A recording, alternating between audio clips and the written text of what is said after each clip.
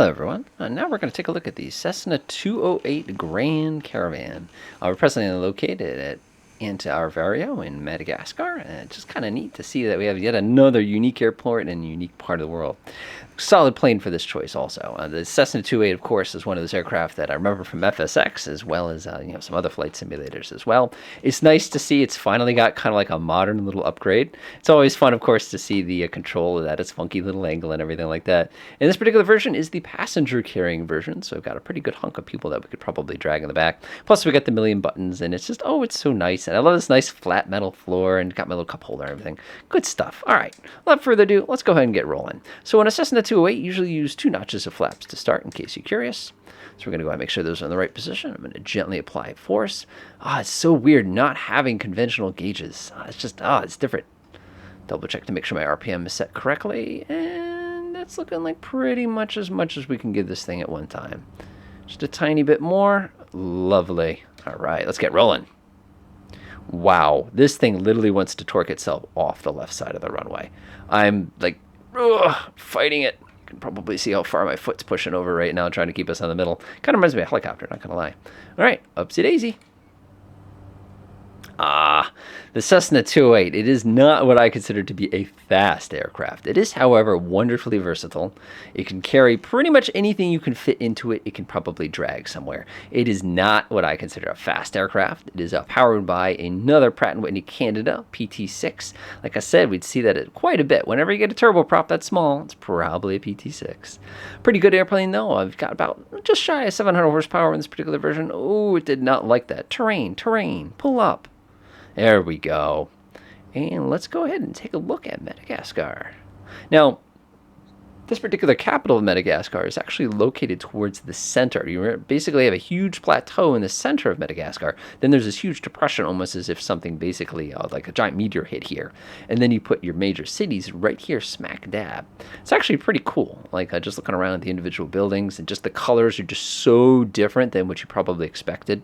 If you've ever experimented with, some different mapping software, you've probably seen just the variety and just how the deep reds and the greens, and it changes so much once you start getting directly towards the coast as well.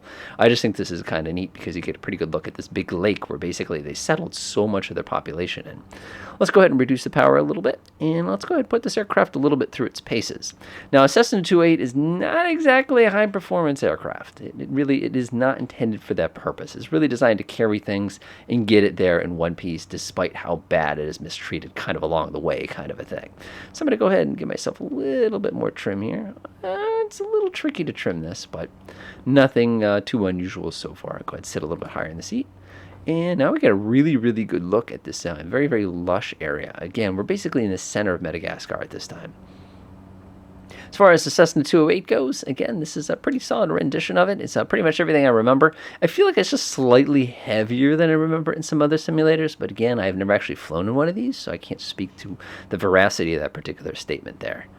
I've got a nice little flooding here. This is so wild. It looks a little washed out for some reason, but you can see just everybody living basically slightly higher altitude than where all these streams and everything like that are all just kind of spread out. Just like a lot of the other aircraft, as you probably noticed the trend, we have the synthetic vision in the G1000 again, which again, that's a really nice simulation of that. It's really a flight simulator inside of a flight simulator. I think you call it, flight simulatorception or something along those lines. Let's go ahead and tune this a little bit. Usually when you adjust the propeller lever on a turboprop, you're basically trying to make it a little bit quieter. Good to know. I had no idea I was even on that radio station, but I'll take it. I'll take it, right? All right, let's go ahead and spin ourselves around. We got ourselves a pretty solid highway down there. Oh boy, these controls are heavy. Now this is a really nice instrument aircraft. It's extremely stable in turbulence. It's just not high performance though, so if you're trying to get over a cloud, and usually it's not pressurized either, which is going to definitely limit your capabilities to employ it for some of those purposes as well. Just kind of stabilizing myself just a little bit here. Our major airport, of course, is located pretty much straight at our 10 o'clock right now, in case you're kind of keeping score here. We're going to go ahead and bring ourselves back down to the ground nice and softly, hopefully. We'll see what happens. And we'll go ahead and reduce throttle all the way. I'm actually going to increase RPM. Usually when you do that, it goes, and gets very, very, very grumpy. What I should have done, and I did not do, and I feel kind of silly for it, is I didn't take the time to go ahead and bind a button for my thrust reversers, which is really a bummer, because nothing quite as satisfying as listening to how this thing goes brrr, as it tries to desperately slow you down. Oh, we're too high. This is your captain speaking. We regret the throwing up, but the captain is being too aggressive and trying to shorten the length of his video. What's a video? The captain's not video recording him. Sorry. All right, let's go ahead and bring ourselves back around again. I think we've lost just enough altitude there. All right, go ahead and make sure my flap's in the right position. We're still pretty darn high, but it'll be enough for what we need to do. Let's go ahead and swing to the left just a tiny bit. You can see we've got 4 white. We're going to be flying all night. Flaps are as far down as I can possibly reach them. I've done my Giphy. Apparently we're getting called, but too bad. Ha ha ha, you can't stop us. Now, when you do turboprops, of course, instead of using Gumfels like you do for propeller planes, you use Giphy. Now see if you can figure out what Giphy stands for. I dare you. Gas, inertial separator, flaps, yaw damper. Of course, you also need to make sure your landing gear is down as well. Oh yeah, we're basically falling out of the sky. But again, remember this thing was designed to be a bush plane, so it really, really likes approaches that are a little less pleasant than normal approaches. I have a feeling we're going to use about 2/3 of the runway, though, because we've got so much speed coming in right now. I have not actually had to hit the accelerator since we started our descent a moment ago. All right, let's see how we do here. Now, the 208, I never really had a problem landing, I remember, in other simulators. But when it's windy, it gets a little interesting. That was nice.